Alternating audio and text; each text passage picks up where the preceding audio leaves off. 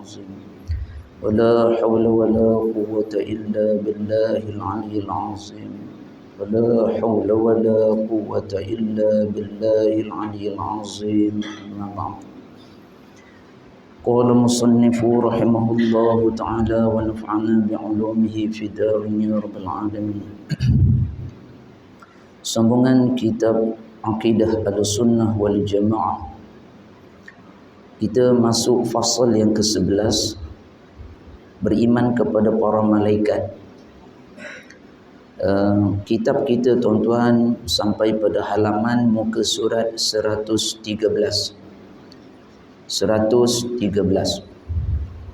Beriman kepada para malaikat. Nama dan tugas-tugas para malaikat. Beriman kepada para malaikat adalah di antara salah satu dari rukun-rukun iman yang 6. Selepas beriman kepada Allah Ta'ala, beriman kepada para rasul, beriman kepada kitab-kitab, seterusnya adalah beriman kepada para malaikat. Beriman kepada para malaikat ialah mengiktikadkan, meyakinkan dengan sepenuh-penuh keyakinan, dengan i'tiqad yang jazam, yakni keyakinan yang pasti dan teguh lagi tetap, bahawa bagi Allah Ta'ala itu ada beberapa malaikat. Beriman kepada malaikat mestilah yakin, teguh, sungguh-sungguh di dalam hati bahawa sungguhnya Allah Ta'ala itu mempunyai, menciptakan beberapa para malaikat, yang mana malaikat itu adalah diciptakan daripada cahaya. Malaikat adalah satu makhluk yang diciptakan oleh Allah Ta'ala daripada unsur cahaya, berbeza dengan makhluk yang lain. Manusia diciptakan daripada unsur tanah. Syaitan ataupun iblis diciptakan daripada unsur api. Maka malaikat ini adalah satu makhluk yang diciptakan oleh Allah Ta'ala daripada unsur cahaya. Para malaikat itu tidak pernah menderhaka kepada Allah Ta'ala dan tidak pernah pula membantah apa yang disuruh dan diperintahkan oleh Allah Ta'ala kepada mereka. Di mana Allah Ta'ala menyatakan dalam Al-Quranul Karim, A'udzu billahi minasyaitonir rajim. Malaikatun ghilazun shidadun la ya'sunallaha ma amarahum wa yaf'aluna ma yu'marun. Di mana Allah Ta'ala menciptakan suatu makhluk yang bernama malaikat. Ramai malaikat diciptakan oleh Allah Ta'ala yang bersifat teguh, taat, berdisiplin, cekap dan pantas. Malaikatun ghilazun syidad, terlalu takut, terlalu taat dan terlalu patuh kepada apa yang diperintahkan oleh Allah Ta'ala kepada mereka. La ya'sunallaha ma amarahum. Para malaikat dia tidak pernah derhaka atas apa semua yang diperintahkan oleh Allah Ta'ala kepada mereka. Ini ciri malaikat. Dia tak pernah derhaka. Suatu makhluk yang sentiasa taat. Makhluk yang tidak derhaka, tidak menentang, tidak degil atas apa yang diperintahkan oleh Allah Ta'ala. Wa yaf'aluna ma yu'marun. Dan Allah menyatakan bahawa malaikat ini, selain dia tidak derhaka, dia patuh kepada Allah Ta'ala, semua yang diperintahkan oleh Allah Ta'ala akan dilaksanakan, dilakukan oleh para malaikat. Berbeza dengan syaitan dan iblis, adalah makhluk yang berlawanan dengan para malaikat. Makhluk yang derhaka, makhluk yang kufur dan menentang akan Allah Subhanahu wa Ta'ala. Ini iblis dan syaitan. lawan daripada para malaikat. Berbanding pula dengan makhluk manusia. Makhluk manusia ni adalah makhluk pertengahan. Ada masa dia buat baik, maka dia dekat menyamai dengan malaikat. Ada masanya dia buat benda tak baik, benda jahat, maka dia tergoda, dia terpedaya dengan hasutan syaitan dan iblis. Sebab itu, sebagai orang beriman, wajib beriman kepada para malaikat. Kerana dia adalah makhluk yang diciptakan oleh Allah Subhanahu Wa Taala di antara sebaik-baik kejadian. Malaikat-malaikat itu menjalankan kerja dan tugas yang diperintahkan oleh Allah Ta'ala kepada mereka. Semua apa yang Allah Ta'ala perintah dia buat. Manusia ni yang dia suka dia buat, dia tak suka dia tak buat. Tu manusia. Kita ni kalau kita suka yang buruk pun kita buat, kita suka yang baik pun kita buat. Kita benci yang buruk pun kita tinggal, kita benci yang baik pun kita tinggal, kita tak buat. Itu perangai manusia. Dia tak sama dengan malaikat. Malaikat ni dia tak suka benda jahat. Dia tak suka benda dosa, benda derhaka, benda yang tidak diredai oleh Allah Ta'ala.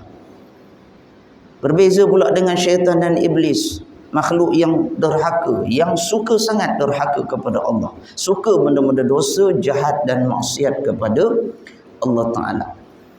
Dan para malaikat melaksanakan apa yang diperintahkan oleh Allah Ta'ala yang menjadi tanggungjawab kepada mereka. Begitulah Allah Ta'ala menciptakan makhluk malaikat ini, satu makhluk yang segala apa diperintahkan, yang dipertanggungjawabkan kepada mereka, mereka akan laksanakan dengan sepenuh-penuh ketaatan. Para malaikat itu adalah sejenis makhluk Allah Azza wa Jalla yang wajib beriman kewujudan malaikat-malaikat itu.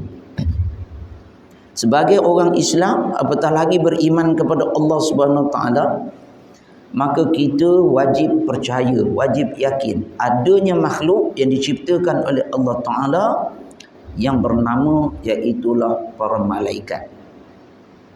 Firman Allah Subhanahu Wa Ta'ala, A'udzu billahi minasyaitonir rajim. Bismillahirrahmanirrahim.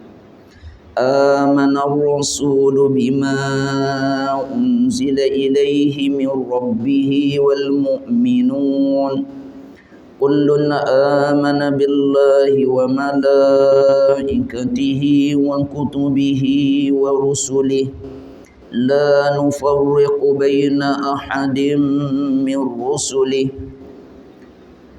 Allah Ta'ala berfirman dalam surah Al-Baqarah ayat 285 yang bermaksud Rasulullah sallallahu alaihi wasallam telah beriman kepada apa yang diturunkan kepadanya daripada Tuhannya. Ini ciri utusan Allah Ta'ala. Semua para rasul beriman. Apa yang Allah Ta'ala perintah, Allah Ta'ala turunkan, semua rasul-rasul beriman. Maka kita wajiblah mengikuti, mencontohi dan mentaati apa yang telah dilakukan oleh para rasul. Baik itu tuan-tuan, rukun iman ini kita belajar kitab akidah, kita belajar kitab berkenaan dengan beriman kepada Allah, beriman kepada perkara ghaib. Ia adalah ilmu yang tidak nampak. Ia bukan ilmu keduniaan. Bukan ilmu yang berkaitan dengan harta benda, yang berkaitan dengan keduniaan, yang berkaitan dengan nilai-nilai yang nampak. Tetapi bila kita sebut berkenaan dengan ilmu akidah, ilmu tauhid, kita wajib beriman kepada apa yang diperintahkan oleh Allah Ta'ala dan Nabi Muhammad sallallahu alaihi wasallam. Sama ada kita nampak ataupun kita tak nampak, sama ada kita boleh mengesan ataupun kita tak boleh mengesan, maka kita wajib beriman, wajib yakin, diletakkan sepenuhnya di dalam hati apa yang telah diturunkan dan diperintahkan oleh Allah Ta'ala. Dan juga orang-orang yang beriman sama, beriman kepada apa yang diperintahkan oleh Allah Ta'ala. Begitu juga semuanya beriman kepada Allah Ta'ala, beriman kepada para malaikat, beriman kepada kitab-kitab dan rasul-rasul yang diutuskan oleh Allah Subhanahu wa Ta'ala. Ini semua rukun iman. Ini semua adalah perkara-perkara yang kita tak boleh nampak, manusia tak boleh rasa, manusia tak boleh kesan. Beriman kepada Nabi Muhammad SAW, Nabi dah wafat, makam Rasulullah SAW ada di Madinah. Walaupun Nabi tidak dapat ditemui, tidak dapat dilihat, telah wafat, tetap juga kita wajib beriman kepada Nabi Muhammad sallallahu alaihi wasallam. Ada juga yang kita boleh nampak, boleh nilai, iaitu kitab. Kitab Al-Quran yang diturunkan oleh Allah Ta'ala jelas di depan mata. Sebab itu kita kena baca, kena faham, kena beramal dan laksanakan apa yang diperintahkan oleh Allah Ta'ala di dalam Al-Quranul Karim. Mereka semuanya berkata, kami tidak membedakan antara seorang dengan yang lain daripada Rasul-Rasulnya. Rasul-Rasul yang Allah Ta'ala turunkan adalah seramai 25 orang Rasul yang wajib dipercayai, diimani. Semuanya, tidak ada seorang pun yang dikufuri ataupun ditolak untuk beriman kepadanya. Ini antara dalil berkenaan dengan wajib beriman kepada para malaikat. Kedua, firman Allah Ta'ala di dalam Al-Quran, A'udzubillahi minasyaitonir rajim. Bismillahirrahmanirrahim. Laisal birra an tuwallu wujuhakum qibalal masyriqi wal maghrib walakinnal birra man amana billahi wal yawmil akhir wal malaikati wal kitabi wan nabiyyin. Sadaqallahul azim. Allah Ta'ala berfirman dalam surah Al-Baqarah ayat 177 yang bermaksud, bukanlah perkara kebajikan itu. Dalam ayat ini Allah Ta'ala menekankan benda-benda baik, benda-benda kebajikan adalah apa yang ditentukan oleh Allah Ta'ala. Bagaimana bermulanya kebajikan di dalam Islam yang dikendaki oleh Allah Ta'ala, yang diredai dan direstui oleh Allah Ta'ala, itu hanyalah kamu menghadapkan muka ke pihak timur dan barat. Allah Ta'ala menyatakan dalam ayat ini, benda baik, benda kebajikan, bukanlah kita pandang timur, itu benda baik. Kita pandang ke barat, itu adalah kebaikan. Bukan sebegitu, kata Allah Ta'ala. Benda baik ini bukan depan, belakang, kiri, kanan, timur, barat, utara, selatan. Tetapi kebajikan itu ialah berimannya seseorang kepada Allah Ta'ala. Mula Allah Ta'ala kira kebaikan seorang itu adalah bila dia beriman kepada Allah. Asyhadu an la ilaha illallah wa asyhadu anna Muhammadar Rasulullah. Ini mula kebaikan. Bila dia mengucap dua kalimah syahadah, maka bermulalah pahala. Apa dia kebajikan? Dapat pahala. Kalau dia tak mengucap dua kalimah syahadah, tidak beriman kepada Allah Ta'ala, maka tidak ada kebaikan walau sedikit pun. Ini kesihan kita kepada orang-orang yang tak beriman, orang yang tidak Islam, orang-orang kafir. Rugi mereka walaupun mereka banyak melakukan amalan-amalan yang nampaknya baik, tetapi bila mereka tidak beriman kepada Allah, Allah Ta'ala tidak terima kebaikan di sisi. Rugi tuan-tuan malam. Sebab itu beruntungnya orang beriman, walaupun dia buat sedikit kebaikan, maka itu dikira di sisi Allah Subhanahu. Sebab tu cepat-cepat kena masuk Islam. Kita wajib tarik orang-orang kafir ini masuk kepada Islam, beriman kepada Allah Subhanahu Wa Taala. Selepas beriman kepada Allah Ta'ala dan beriman kepada hari akhirat dan beriman kepada segala para malaikat, beriman kepada segala kitab dan beriman kepada sekalian nabi-nabi dan rasul-rasul. Ini antara ciri-ciri orang beriman yang dikira kebaikan di sisi Allah Subhanahu, maknanya Allah Ta'ala mengira kebaikan itu bukan dengan nampak, bukan dengan kita keluar duit, kita sedekah, bukan dengan kita hanya senyuman, bukan dengan hanya menolong orang, membantu dan seumpamanya. Tetapi Allah Ta'ala menilai kebaikan itu adalah bermula daripada yakinnya, berimannya seseorang itu kepada Allah Subhanahu wa Ta'ala dan semua rukun-rukun iman. Sekiranya tidak ada keimanan, maka ditolak segala amalan oleh Allah Subhanahu wa Ta'ala. Ada orang-orang yang kafir, orang tak beriman, dia kata kalau macam tu tak adil lah Allah Ta'ala. Kami ni buat baik juga, kami lagi banyak tolong orang.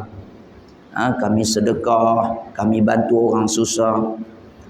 Itu adalah pendapat manusia, pemikiran manusia. Bagaimanapun perkiraan baik dan buruk itu adalah paling utama di sisi Allah Subhanahu wa Ta'ala. Malangnya manusia, tuan-tuan, dia mengutamakan pemikiran mereka, kehendak mereka berbanding dengan apa yang ditentukan oleh Allah Ta'ala. Apa yang Allah Ta'ala kehendaki itu mestilah dipatuhi. Kerana kita adalah makhluk ciptaan Allah, hamba Allah Ta'ala. Kita tidak ada apa-apa kuasa, tidak ada apa-apa upaya. Maka sebab itulah jangan kita hanya mengira kebaikan di sisi kita, di sisi manusia, di sisi makhluk. Bahkan paling utama kita mengira kebaikan itu adalah bermula di sisi Allah Subhanahu wa Ta'ala. Ni yang perlu kita faham bila kita ni jadi orang Islam, jadi orang beriman, kita jadi manusia. Jangan kita membelakangkan Allah Ta'ala. Jangan kita duk kira kita dulu, Allah Ta'ala kemudian. Itu salah. Kita kena letak Allah Ta'ala dahulu, Allah Ta'ala di depan. Maka yang lain-lain itu adalah, kalau Allah Ta'ala terima, maka insya-Allah yang lain itu akan diredai, akan diterima, direstui oleh Allah Ta'ala. Macam mana baik sekalipun, kalau Allah Ta'ala tolak, Allah Ta'ala tidak restu, tidak redai, dia akan jadi sia-sia, dia akan jadi binasa, dia tidak akan berguna sedikit pun. Ini masalah manusia hidup atas dunia. Manusia terlalu mengira di sisi manusia, terlalu mengira di sisi dunia dengan tanpa mengira di sisi Allah Ta'ala. Membelakangkan Allah Ta'ala. Dan kadang-kadang terang-terang dia memencilkan Allah Ta'ala, memperkecil-kecilkan Allah Ta'ala. Letak Allah tepi je, yang depan dia letak benda lain. Ini salah, ini tak betul. Allah Ta'ala ni bukan benda main-main. Allah Ta'ala ni bukan macam patung berhala yang letak atau kita boleh letak mana-mana. Orang kafir perangai dia memang begitu. Ada Tuhan yang besar, ada Tuhan kecil, ada Tuhan letak tengah, ada Tuhan letak tepi. Itu orang bukan Islam. Orang Islam tak boleh begitu, tuan-tuan. Kita belajar akidah, kita belajar iman. Islam tidak mengajar begitu. Allah Ta'ala adalah yang paling besar. Allah Ta'ala adalah yang paling depan. Allah Ta'ala adalah paling segala-galanya. Yang lain itu kemudian. Tanpa Allah Ta'ala, tanpa restu kebenaran redha Allah Ta'ala, segala-galanya tertolak. Tolong faham, tolong terima. Apa kuasa kita, apa besarnya kita, tidak ada nilainya di sisi Allah Subhanahu wa Ta'ala. Ni kena faham betul-betul bila belajar akidah. Kita belajar tauhid ni kena faham.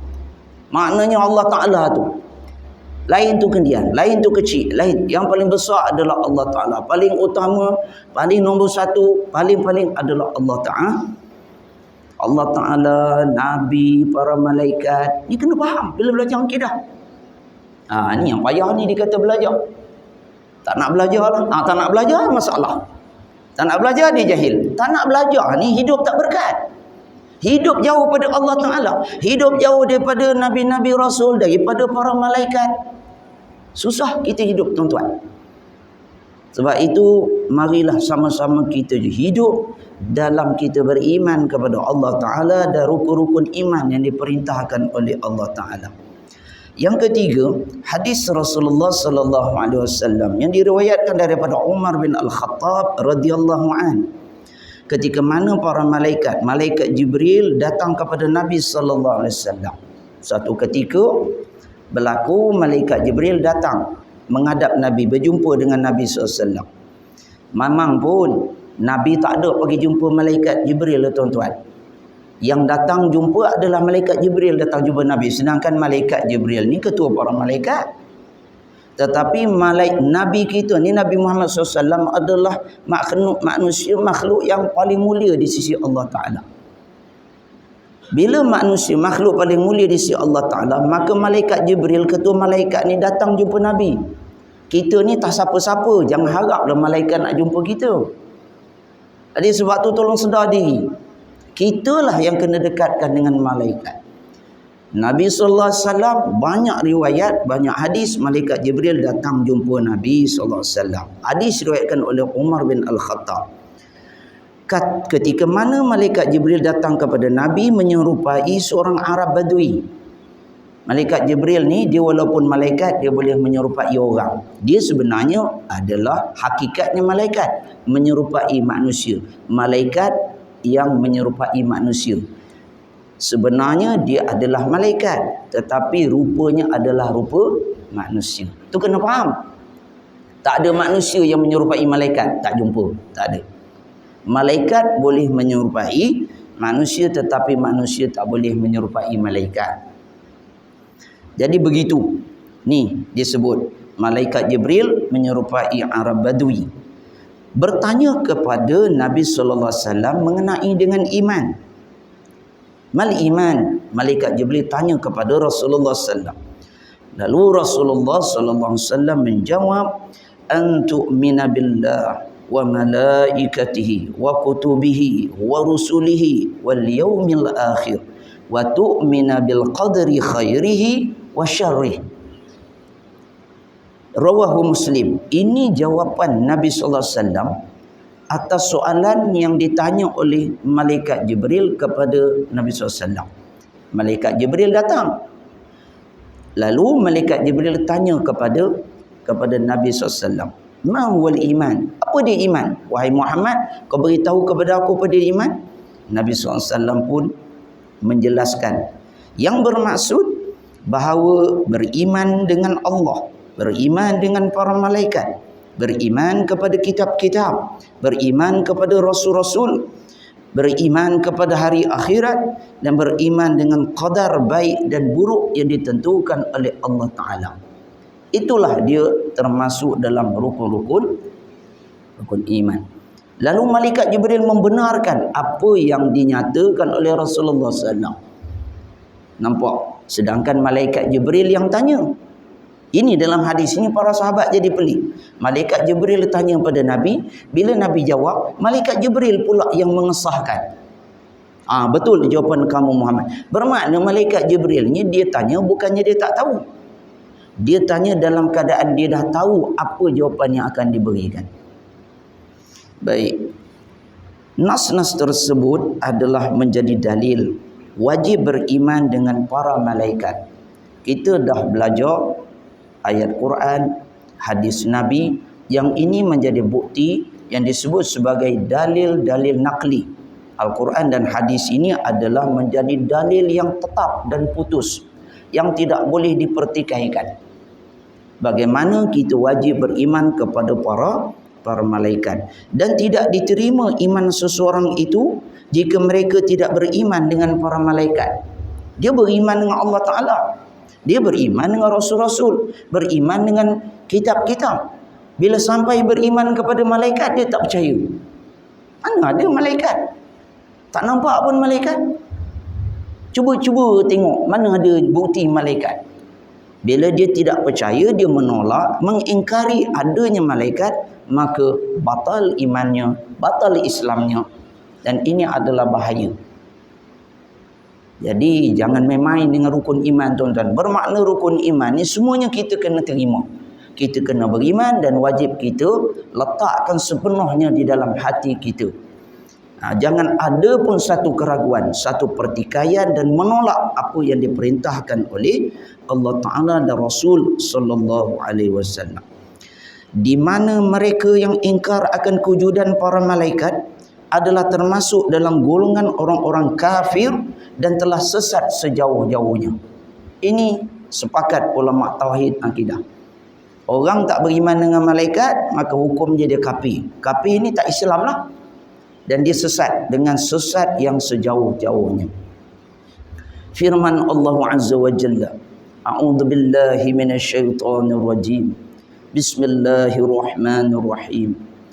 Wa man yakfur billahi wa malaikatihi wa kutubihi wa rusulihi wal yawmil akhir faqad dhalla dhalalan ba'ida. Allah Ta'ala berfirman dalam surah An-Nisa ayat 136 yang bermaksud, dan sesiapa yang kufur ingkar, tak percaya, tak beriman, menolak kepada Allah Ta'ala, tak beriman kepada Allah Ta'ala, tak percaya kepada Allah Ta'ala, derhaka kepada Allah Ta'ala. Begitu juga derhaka, tidak percaya, kufur kepada para malaikat, kufur derhaka kepada kitab-kitab yang diturunkan oleh Allah Ta'ala, kufur derhaka tak percaya kepada rasul-rasul, dan juga tidak percaya, kufur menolak akan adanya hari akhirat.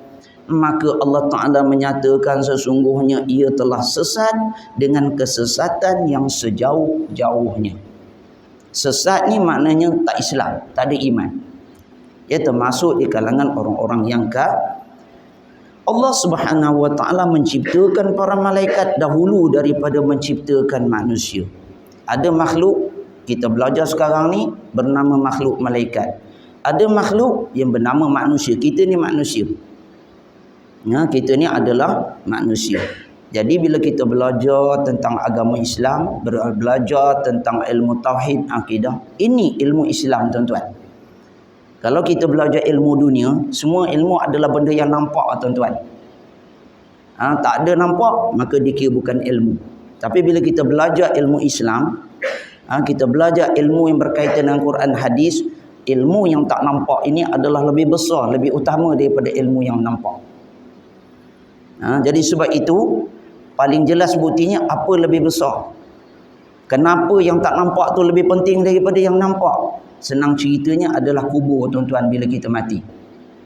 Bila kita mati, kita ada lagi ke tidak? Ada dalam tanah. Ada dalam kubur. Nampak ke tak nampak? Tak nampak dah. Jadi itu membuktikan bahawa dalam kubur itu adalah lebih besar daripada yang di atas bumi. Kita boleh hidup atas dunia, di atas bumi ni berapa tahun? Ada rakyat Malaysia boleh hidup sampai 100 tahun. Berapa orang pun. Tetapi kita akan tinggal, kita akan menetap di dalam kubur, dalam yang lahat, yang tak nampak ni tuan-tuan. Yang dipanggil sebagai alam ghaib, alam barzakh, alam kubur, lebih lama daripada alam dunia yang kita nampak ni. Tak percaya, tunggu mati, masuk kubur, masuk yang lahat, sendiri rasa. Power tak power, hebat tak hebat, yang tak nampak tu lebih besar daripada yang kita nampak. Tinggal kereta, tinggal rumah, tinggal pangkat, tinggal segala-galanya, tak percaya lagi. Dan iklan TV pun tak percaya lagi, susahlah. Sebab itu jangan teramat-amat membesarkan yang nampak. Semua nak kira yang nampak, semua nak kira yang susah hidup macam gitu. Besarkanlah yang tak nampak ini. Besarkanlah yang Allah Ta'ala perintahkan dan Nabi Sallallahu Alaihi Wasallam ajar kepada kita. Jangan kurang ajar, jangan biadab dengan Allah Ta'ala. Jangan kurang ajar, jangan biadab dengan Nabi Sallallahu Alaihi Wasallam. Jangan kurang ajar dan biadab dengan apa yang diperintahkan oleh Allah Ta'ala. Kerana kita akan jadi kafir, kita akan jadi sesat, dan kita akan jadi jauh daripada Allah Ta'ala. Rugi. Tak ada untungnya. Dunia pun rugi, akhirat pun kita rugi. Sebab itu kita belajar Allah Ta'ala ciptakan malaikat manusia mana dulu? Maka disebut bahawa malaikat Allah Ta'ala cipta dulu. Lepas Allah Ta'ala cipta malaikat, barulah Allah Ta'ala buat manusia. Mana bukti dia? Kita tengok. Dan sebelum itu Allah Subhanahu Wa Ta'ala telah memberitahu kepada semua malaikat. Sebelum Allah Ta'ala nak buat kita ni tuan-tuan manusia, Allah Ta'ala dah maklum kepada malaikat. Bermaknanya malaikat ni dia ada dulu daripada kita. Walaupun kita tak nampak, walaupun kita tak percaya, walaupun kita apalah tak beriman, tapi itulah hakikat sebenarnya. Allah Ta'ala menjadi Tuhan, dia menciptakan malaikat lebih dahulu daripada manusia. Bahawa manusia akan diciptakan untuk dijadikan khalifah di muka bumi ini. Apa yang Allah Ta'ala maklumkan, bagi tahu pada malaikat? Sebelum Allah Ta'ala menciptakan manusia pertama, Allah Ta'ala maklumkan kepada malaikat bahawa Allah Ta'ala akan ciptakan suatu makhluk, yang mana makhluk ini akan menjadi khalifah, akan menjadi ketua, akan menjadi pentadbir, akan diberi amanah tanggungjawab di atas muka bumi ini. Jadi bumi ini memang untuk kita lah, manusia. Walaupun ada malaikat, tetapi yang mengurus, yang mentadbir, yang bertanggungjawab, yang pegang amanah, yang jadi pemimpin atas muka bumi adalah makhluk bernama manusia. Tak kiralah siapa dia. Amanah, khalifah, kepimpinan itu adalah Allah Ta'ala serahkan kepada makhluk yang bernama manusia. Firman Allah Subhanahu wa Ta'ala, a'udzubillahi minasyaitonirrajim. Bismillahirrahmanirrahim. Wa in qala rabbuka lil malaikati inni ja'ilun fil ardi khalifah qalu ataj'alu fiha man yufsidu fiha wa yasfiku ad-dima' wa nahnu nusabbihu bihamdika wa nuqaddisu lak qala inni a'lamu ma la ta'lamun. Sadaqallahul azim. Allah Ta'ala berfirman dalam surah Al-Baqarah ayat yang ke-30, yang bermaksud, dan ingatlah, Allah Ta'ala sebut dalam ayat ini, ingat ketika mana Allah Ta'ala berfirman kepada para malaikat. Tuan-tuan, kalau kita baca Quran ni, kita akan jadi orang yang lebih berilmu, orang yang mendahului masa. Kita menjadi orang yang ilmu kita ni adalah ilmu yang dahulu, kini dan akan datang. Ni orang belajar Quran, belajar hadis. Tapi kalau tak belajar Quran, tak belajar hadis, ilmu dia singkit lah, dangkal, sedikit dan lemah. Perlunya Quran. Walaupun tak percaya tu masalah dia. Allah Ta'ala beritahu dalam Quran, ingat suatu ketika dahulu, sebelum Nabi Adam, sebelum bapa manusia pertama diciptakan, Allah Ta'ala dah beritahu pada malaikat. Allah Ta'ala membuktikan Allah Ta'ala menciptakan makhluk malaikat lebih dahulu daripada makhluk manusia. Apa Allah Ta'ala maklumkan bagi tahu pada para malaikat? Sesungguhnya aku, yakni Allah Ta'ala, hendak menjadikan seorang khalifah di muka bumi. Kata Allah Ta'ala pada malaikat, aku nak cipta, nak buat, nak lantik adanya orang yang jadi ketua, jadi pegawai, jadi pemimpin, bertanggungjawab atas muka bumi. Ada ulama menyatakan bila Allah Ta'ala sebut begitu pada malaikat, masa tu bumi ni dah ada dah. Bumi dah ada.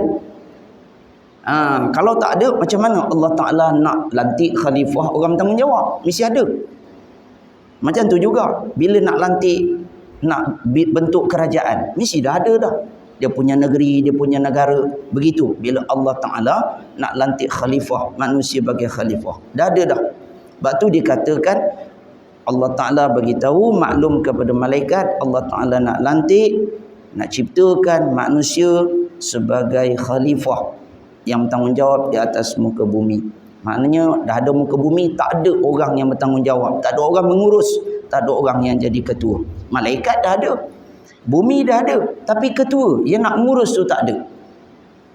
Mereka bertanya tentang hikmah ketetapan Tuhan itu dengan berkata, bila Allah Ta'ala maklumkan, bagi tahu pada malaikat tentang perkara itu, malaikat pun bertanya kepada Allah Ta'ala. Bukanlah petikai, tapi malaikat tanya balik. Oh, Allah Ta'ala nak lantik ketua, pegawai, orang jadi pemimpin untuk mengurus mentadbir muka bumi. Jadi malaikat pun tanya kepada Allah Ta'ala, ya Allah, Adakah engkau, wahai Tuhan kami, hendak menjadikan di bumi itu orang yang akan membuat bencana dan menumpahkan darah, yakni berbunuh-bunuhan? Jadi nampak macam soalan, tetapi memang jelas pertikaian. Malaikat mempertikaikan bila Allah Ta'ala nak lantik, nak cipta. Bukan nak lantik lagi, nak cipta manusia. Memang Allah Ta'ala nak bagi manusia ini jadi pengurus, pentadbir, ketua atas muka bumi. Malaikat tanya kepada Allah Ta'ala, ya Allah, adakah ini yang nak jadi ketua, nak jadi pemimpin, nak jadi Perdana Menteri, nak jadi ketua menteri, yang kerjanya bergaduh, yang kerjanya bermusuh, yang kerjanya menumpahkan darah, berbunuh? Macam mana nak mengurus dunia ni? Macam mana nak mentadbir, nak melaksanakan amanah tanggungjawab? Padahal kami para malaikat senantiasa bertasbih dan memujimu dan mensucikanmu. Jadi sudahlah malaikat mempertikaikan bagaimana manusia itu layak untuk jadi pemimpin, diberi amanah tanggungjawab. Malaikat seterusnya membandingkan pula.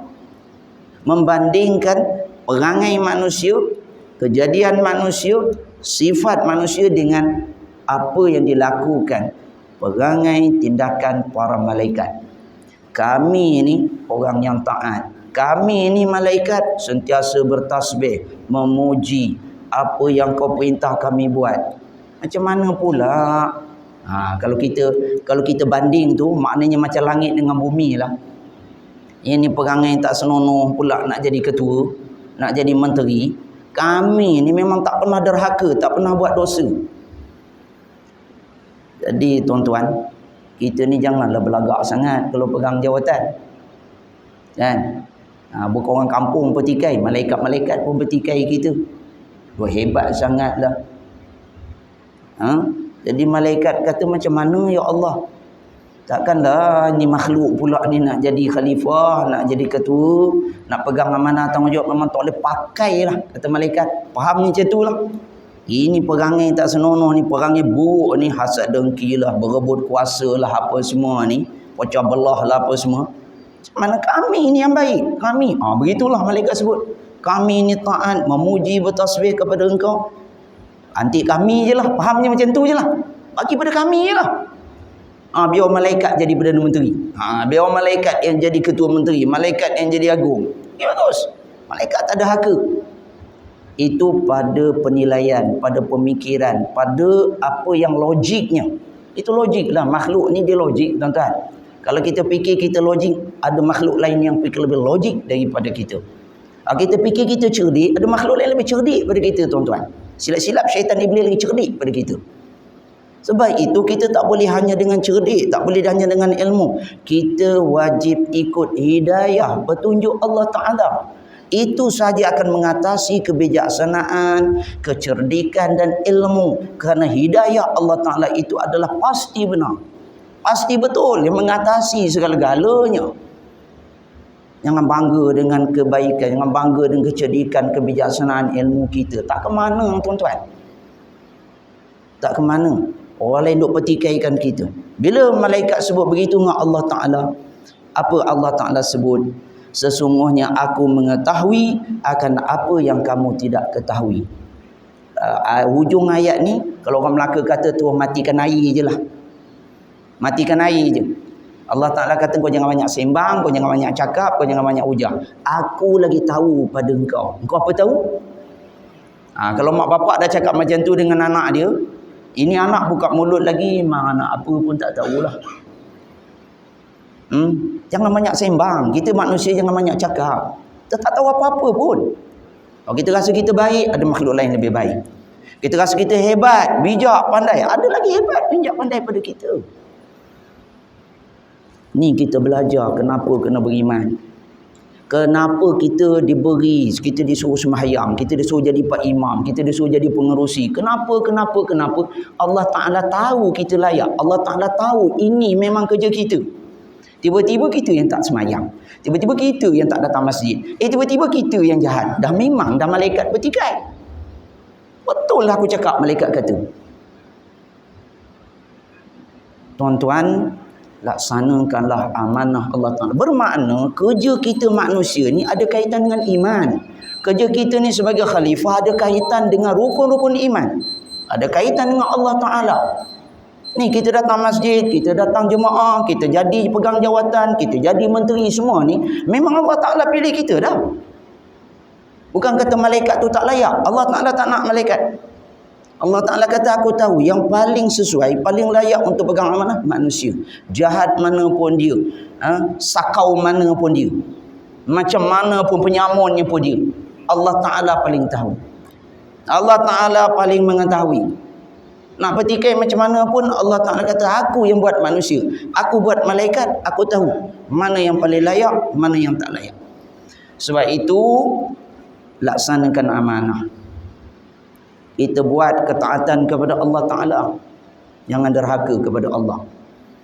Jangan kita buat benda yang Allah Ta'ala murkai, yang Allah Ta'ala tak. Jangan buat benda jahat lah. Kerana benda jahat ini, benda tak baik ini, dosa maksiat ini adalah ciri-ciri orang tak beriman. Bila kita buat baik, kita buat amanah, kita laksanakan tanggungjawab, kita buat ketaatan, inilah yang Allah Ta'ala perintah, inilah yang diridai, dan inilah tujuan Allah Ta'ala menciptakan manusia. Tujuan kita dijadikan khalifah atas muka bumi ini. Buat taat, buat baik, buat apa yang Allah Ta'ala sukai, ridai. Inni a'lamu ma la ta'lamun. Itu jawapan Allah Ta'ala kepada para. Allah Subhanahu Wa Ta'ala menciptakan malaikat itu daripada nur cahaya, sebagaimana Allah Ta'ala menciptakan Nabi Adam AS daripada tanah. Makhluk malaikat ni semua ulama sepakat Allah Ta'ala ciptakan malaikat pada cahaya. Cahaya ni macam ni lah tuan-tuan, lampu kan. Cahaya ni dia berbanding dengan api. Api ni dia sifat dia panas, api ni sifat dia membakar, tetapi cahaya ni dia menerangi. Dia menerangi. Sebab tu kita ni biarlah jadi manusia yang menjadi cahaya. Kita boleh menerangi orang lain. Kita boleh memberi cahaya kepada alam sekitar, alam sekeliling. Bagus boleh juga jadi api. Tapi kalau jadi batu api memang parah lah. Api sikit-sikit boleh. Kalau kau jadi batu api, hancur habis semua negara, negeri semua selamat. Jangan jadi api. Sikit-sikit pun jangan lah. Baik kita jadi cahaya. Walaupun kita bukan malaikat, kita jadilah manusia memberikan cahaya. Ini adalah yang disukai oleh Allah Subhanahu. Bagaimana Allah Ta'ala menciptakan. Kemudian Allah Ta'ala ciptakan manusia pula adalah makhluk daripada tanah. Dan Allah Ta'ala menciptakan jin dan syaitan pula daripada nyalaan api. Jin itu adalah sama spesies dengan syaitan dan iblis daripada api. Balik ni jangan nak berkawan pula dengan jin. Duk cari pula jin. Dah tak ada kawan manusia, tak nak kawan dah. Nak kawan dengan jin. Ni dah kenapa? Kawan ni orang ramai ni. Kawan dengan manusia. Jahat-jahat manusia pun lebih baik pada jin dan syaitan. Sebab ciptaan kita tu sama.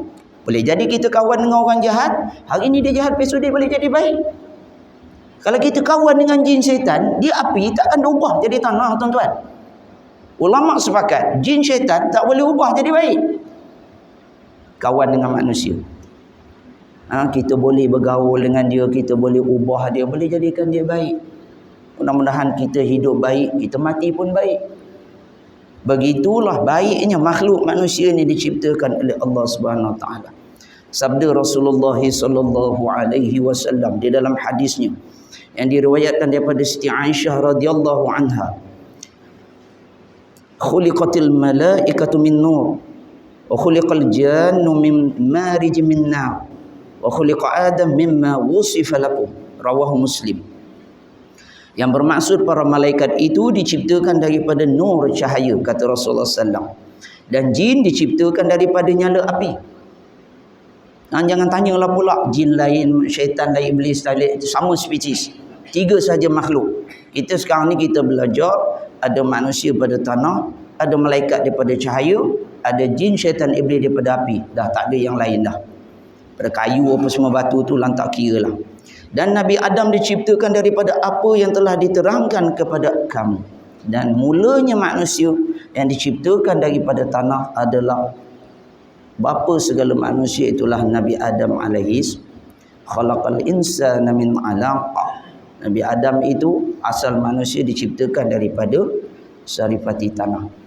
Tuan-tuan, kita di sini buka kalau ada sekiranya soalan, silakan.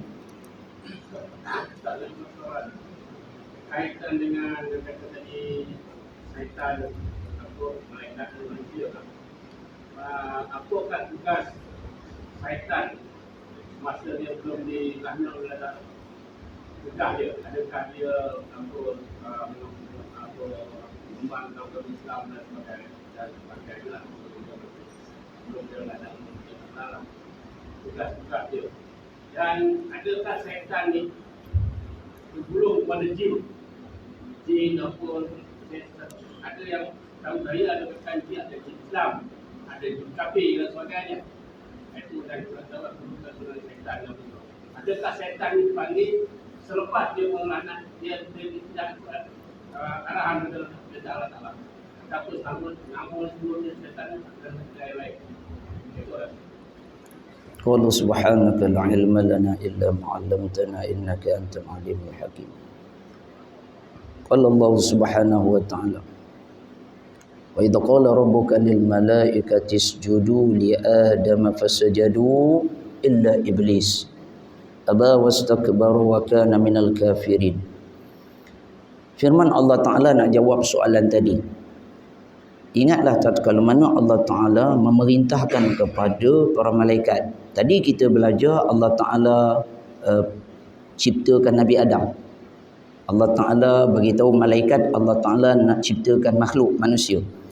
Ayat selepas itu Allah Ta'ala beritahu malaikat Allah Ta'ala nak Allah Ta'ala perintahkan bila dah cipta Nabi Adam, Allah Ta'ala perintah kepada para malaikat supaya sujud hormat kepada Nabi Adam. Semua malaikat sujud hormat melainkan Iblis. Iblis. Kenapa? Aba wastakbar. Kerana Iblis ini sifatnya adalah derhaka, menentang, melawan, degil dan sombong takabur. Wa kana minal kafirin, dan Iblis ini adalah Allah Ta'ala masukkan dalam golongan orang-orang yang kafir. Ulama berdasarkan ayat ini, ulama menyatakan bahawa sebelum ayat ini, sebelum Allah Ta'ala perintahkan hormat sujud kepada Nabi Adam, tidak ada iblis, tak ada syaitan. Semuanya malaikat. Tetapi mulai bila Allah Ta'ala perintah supaya sujud hormat kepada Nabi Adam, maka mulalah ini adanya suatu golongan namanya adalah iblis. Golongan yang namanya iblis. Jadi berdasarkan soalan tadi, maknanya iblis ni apa tugas dia sebelum itu? Iblis ni asal dia malaikat. Dan dikatakan bahawa iblis ni yang menentang Allah Ta'ala, bukan dia menentang Nabi Adam sebenarnya. Dia menentang perintah Allah Ta'ala, kufur kepada Allah Ta'ala. Dia katakan dia ni adalah ketua para malaikat. Dan dia tu telah beribadah selama beratus tahun sebelum dia derhaka kepada apa yang Allah Ta'ala perintahkan. Jadi ini menunjukkan bahawa sebenarnya orang-orang beriman, kita tidak boleh derhaka walaupun sekali kepada Allah Ta'ala. Wajib taat kepada Allah Ta'ala selama-lamanya. Kalau kita derhaka, cepat-cepat bertaubat. Kalau kita ada buat dosa salah, cepat-cepat minta ampun. Kita istighfar, kita taubat, kembali kepada kebenaran, kembali kepada petunjuk hidayah Allah Subhanahu wa Ta'ala. Baik, ada yang menyatakan jin ini, ya, memang dalam surah An-Nas pun disebut Qul a'udzu birabbin nas, malikin nas, ilahin nas, min syarril waswasil khannas, alladzi waswisu fi sudurin nas minal jinnati wan nas. Dan memang dalam Quran ada surah Al-Jin. Namun ulama bersepakat, dan berdasar hadis kita baca tadi, jin ni dia adalah diciptakan daripada api, sama spesies dengan iblis dan syaitan. Walaupun ada yang menyatakan bahawa jin ni ada yang jin Islam, ada yang jin kafir. Orang Melayu pula dipanggil dengan orang bunian. Kan? Ada orang bunian lah, ada orang halus. Halus lah macam mana? Orang-orang lah dah halus macam mana pula? Kan? Orang-orang jangan main halus, jangan main kasar, jangan main-main lah. Allah Ta'ala buat manusia tak ada halus lah, tak ada bunian lah. Ni kan macam-macam hal lah pula ni sekarang. Tak boleh. Jadi jin ni berdasar Quran dan hadis adalah pedapi. Jadi yang kata jin Islam, jin kafir ni, memang ada hadis juga yang menyatakan bagaimana suatu riwayat Nabi SAW datang dengan para sahabat. Nabi datang dengan sahabat, lalu seorang sahabat ni saya tak ingat nama dia, Nabi buat garisan. Nabi kata dengan sahabat ni, kamu tunggu sini, jangan pergi mana-mana sampai aku datang. Jadi sahabat tu pun di situ. Nabi masuk, Nabi lepas daripada garisan tu, Nabi pergi dan sahabat tu tak nampak kelibat Nabi. Tapi yang sahabat tu dengar adalah suara bunyi yang hiruk pikuk. Terlalu ramai. Jadi sahabat yang tunggu dekat depan garisan tu memang nak pergi, nak melangkaui garisan tu dan nak melanggar apa yang Nabi Allahkan. Tapi dia teringat Nabi perintah, dia tak jadi. Tapi dia dengar tu, dia kata ini apalah yang jadi pada Nabi ni. Cukup bimbang, cukup risau. Ada benda yang tak baik berlaku kepada Nabi SAW. Dalam riwayat menyatakan sampai keadaan itu terlalu lama sahabat tu tunggu. Kalau kita memang kita dah belah lah, kita balik lah. Jangan haraplah kita nak tunggu. Ni sahabat Nabi, dia tunggu. Ada riwayat menyatakan sampai dah nak gelap, dah nak senja, dah nak malam dah. Barulah Nabi keluar. Sahabat yang tunggu tadi dengan setianya, dengan taatnya, Nabi keluar dalam keadaan selamat. Sahabat bila Nabi keluar cukup lega, cukup seronok dan cukup gembira dengan pulangnya kembali Rasulullah SAW. Jadi bila Nabi keluar, Nabi bagi tahu, kamu tahu tak apa yang aku buat tadi? Aku pergi mana? Kata Nabi, aku pergi dakwah dengan para jin dan ramai yang telah beriman kepada Allah Subhanahu wa taala. Itu memang ada hadis. Namun masalahnya kita tak tahu. Kita tak tahu jin Islam ke, jin kafir ke, jin beriman, yang itu kita sebut. Jadi yang ala kulli halnya, walaupun memang ada yang jin ni dia beriman, memang ada dalil yang masuk Islam. Kalau kita baca dalam surah jin tu, bagaimana ada jin yang berjumpa dengan Nabi, nak belajar dengan Islam, nak beriman dan masuk mengucap kalimah syahadah kepada Rasulullah SAW. Dan boleh jadi ada takutlah orang jin pula datang jumpa kita kan nak beriman. Tu tak tahulah. Jaga-jaga. Kita kalau orang datang jumpa tu alhamdulillah, kalau jin tu jaga-jagalah. Takut nanti bukan kita yang Islamkan jin, dia terbalik pula nanti terlingkup. Tu paling bahaya. Jadi tak payahlah kita nak hebat-hebat sangat dengan jin. Kita Islamkan manusia sudahlah. Itu pun cukup besar dah pahala. Yang ni adalah kelebihan Allah Ta'ala bagi kepada Rasulullah SAW. Memang Nabi, dia Rasul, dia kenal jin. Kita ni, anak jin pun tak kenal kot. Kan? Apa jin pun kita tak tahu. Slow jin, baju jin pun kita tahu. Lain tu, kita tak tahu. Jadi kita dakwah dengan manusia je lah. Kita Islamkan manusia pun dah terbaik lah tu. Tu memang cemerlang dah. Jadi jangan main-main lah dengan jin ni, kita beritahu. Yang itu adalah apa yang soalan tadi saya pun sebut apa berdasarkan hadis lah, hadis Nabi SAW. Mudah-mudahan kita dapat kebaikan dan sama-sama dapat menegakkan agama Allah Ta'ala. Ya, ada lain-lain?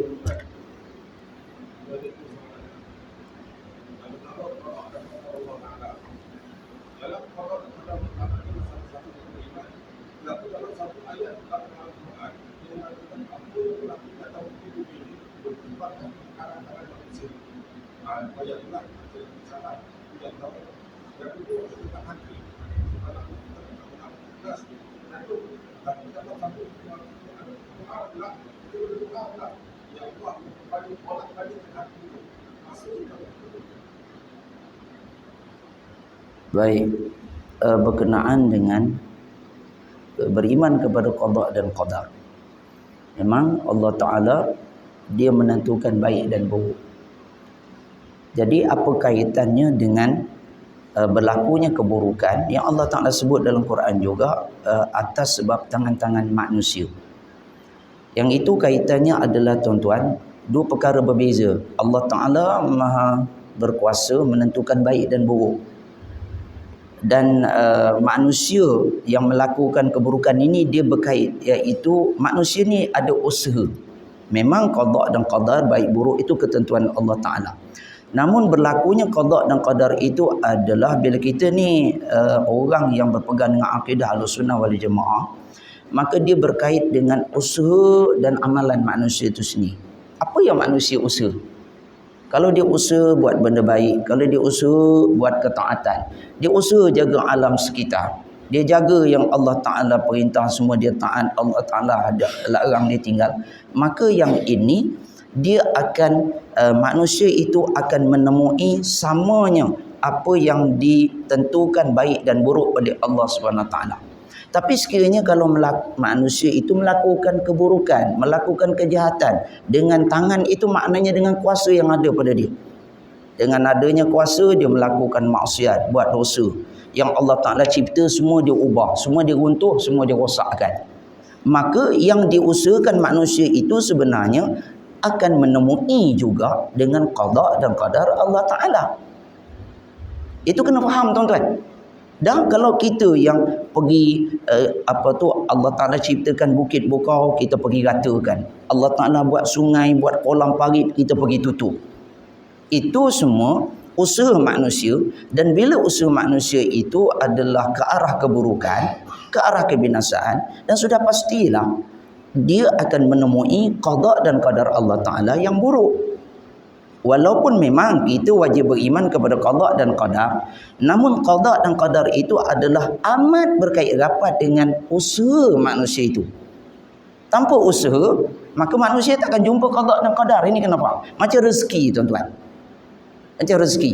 Kan zaman Sayyidina Umar, ada seorang lelaki itu dia duduk je dalam masjid sampai tengah hari, sampai apa? Sayyidina Umar kata, kenapa ni duduk kat masjid ni apa? Dia kata dia nak ibadat. Habis tak nak apa makan apa semua. Dia kata rezeki itu di tangan Allah. Qada dan qadar itu Allah Ta'ala tentukan. Ni nak kaitnya dengan soalan tadi.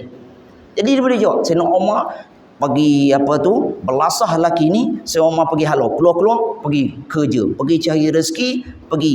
Maknanya rezeki itu tak akan datang bergolek, dia tidak akan. Rezeki ni kena usaha. Bukannya rezeki ni memang Allah Ta'ala dah tentukan rezeki, tapi kalau tak usaha tak dapat. Rezeki kena usaha, kena cari. Kerana kita berempas pulas, tulang pak kerat semua. Maka kena faham kaitannya tentang qada qadar dan ayat tadi, bagaimana qada dan qadar itu berlaku adalah amat berkait rapat dengan usaha manusia, ikhtiar manusia. Kita kena faham, kita jangan faham sama dengan golongan Mu'tazilah, Jabariyah, Qadariyah. Ni tak payah usaha, kalau jadi baik pun Allah Ta'ala tentukan. Kalau jadi buruk pun hidup mati. Itu bukan Ahlussunnah wal Jamaah tuan-tuan. Ahlussunnah wal Jamaah ni qada dan qadar itu amat berkait rapat dengan usaha ikhtiar manusia. Ialah kalau kita dah sakit, kita usahalah berubat. Namun Allah Ta'ala takdirkan mati juga. Itu adalah kuasa Allah Ta'ala. Namun usaha untuk berubat, ikhtiar untuk kita cari penawar, itu adalah diperintahkan oleh Allah Subhanahu Wa Ta'ala. Jadi fahamnya tadi adalah usaha manusia yang baik, dia akan mencapai qada dan qadar Allah Ta'ala yang baik. Usaha manusia yang jahat, yang derhaka, buat benda tak baik, dia juga akan mencapai qada dan qadar Allah Ta'ala yang tak baik. Jadi tak boleh salahkan qada dan qadar. Apa yang salahnya adalah usaha manusia itu apa? Ada usaha baik, dia akan menemui qada dan qadar yang baik. Kalau ada usaha yang jahat, yang tak baik, dia akan menemui qada dan qadar yang jahat lagi, bu.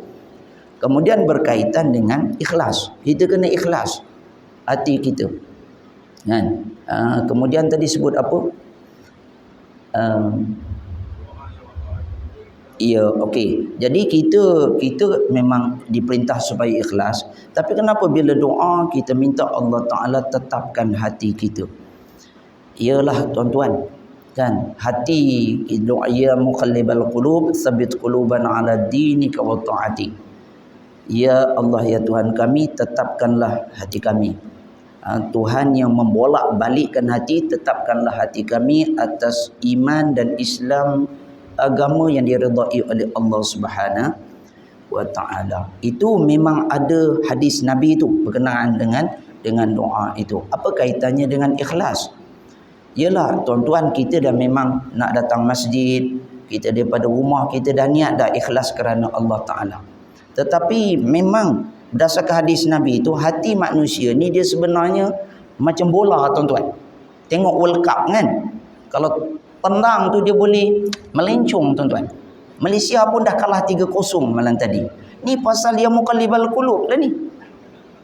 Kat KL menang, tiba-tiba dah kalah. Hati tak tetap. Kalau hati tetap mesti menang tuan-tuan. Tak faham lagi, tak tahulah tu. Kan? Tapi saya nak habis sikit lah. Jadi situ, bila kita dah ikhlas, kadang-kadang ialah bila hati tu tak tetap, ikhlas tu kata ulama' dia berkurang. Kadang di tengah-tengah jalan kang, nampak kedai makan, pernah dululah dia kata. Kadang nampak ke lain. Jadi niat itu ikhlas tu kadang-kadang boleh berubah.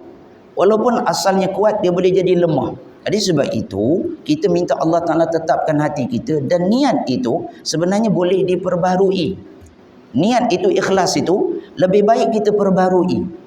Supaya mungkin kita kurang ikhlas, mungkin keikhlasan kita dah lemah, mungkin kita dah tertukar niat. Ialah tuan-tuan, jadi mudah-mudahan dengan kita perbaharui niat, maka kita akan dapat mengikhlaskan diri kita secara tetap hinggalah selesai amalan kita. Tapi tak bolehlah dalam sembahyang tengah sujud nak niat. Tak adalah. Solat tu memang satu niat lah. Yang ni kita sebut tentang niat-niat yang apa? Yang biasa, niat yang umum. Jadi sebab itu kita diperintahkan supaya ikhlas, dan dengan keikhlasan itulah yang akan supaya dapat menetapkan hati. Jadi kita tahu kita ikhlas tak ikhlas, itu kita tanya hati kita lah. Tepuk dada tanya iman. Kita pun kadang-kadang macam mana pula tadi ni nak pergi masjid ni sampai kat tempat lain pula ni.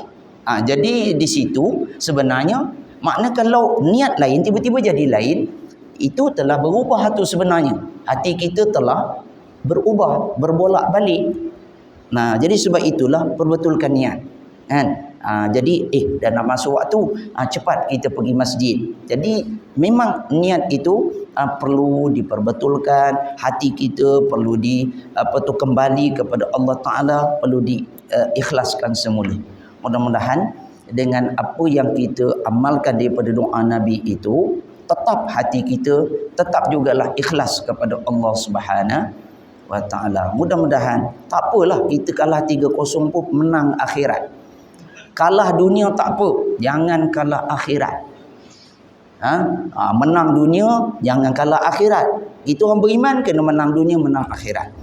Yang paling penting adalah kemenangan akhirat. Dengan ikhlas, dengan hati yang tetap ini, maka kita akan diberi oleh Allah Ta'ala kejayaan dunia dan tuan-tuan. Ada lagi? Allah. Ada? Ada? Wallahu a'lam. A'udzubillahi minasyaitonir rajim. Bismillahirrahmanirrahim. Alhamdulillahi rabbil alamin, wassalatu wassalamu ala asyrafil anbiya'i wal mursalin sayyidina Muhammadin wa ala alihi wa sahbihi ajma'in. Rabbana anfa'na bima 'allamtana, rabbi 'allimna alladhi yanfa'una, Allahumma arhamna bil Qur'anil karim waj'alhu lana imaman wa nuran wa hudan wa rahmah. Allahumma dhakkirna minhu ma nasina wa 'allimna minhu ma jahilna warzuqna tilawatahu wa ana al-laili wa atrafan nahar waj'alhu hujjatan lana ya maulana ya arhamar rahimin. Allahumma lakal hamdu wa ilaikal mushtaka wa antal musta'an wa la hawla wa la quwwata illa billahil aliyil azim. Sallallahu ala sayyidina Muhammadin nabiyil ummi wa ala alihi wa sahbihi wa barak wa sallam. Walhamdulillahi rabbil alamin. Subhanakallahumma bihamdik asyhadu an la ilaha illa anta astaghfiruka wa atubu ilaik. Bismillahirrahmanirrahim. Al-'asr innal insana lafi khusr illa alladhina amanu wa 'amilus solihati wa tawassaw bil haqqi wa tawassaw bis sabr. Assalamualaikum warahmatullahi wabarakatuh.